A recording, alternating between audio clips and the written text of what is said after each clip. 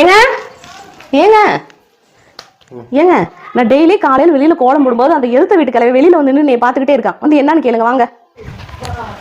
என்ன பெருசு உடம்பு எப்படி இருக்குது? வாங்க தம்பி. டெய்லி கோலம் போடும்போது வெளியே நின்று பார்த்துட்டு இருக்கியாமா?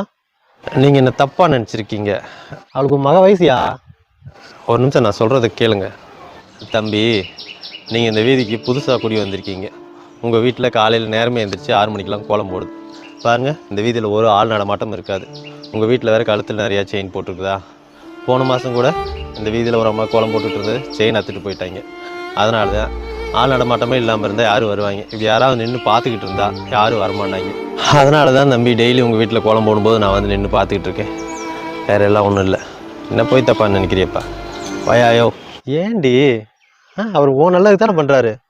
சாரிங்க. அந்த வானத்தை போல மனம் பட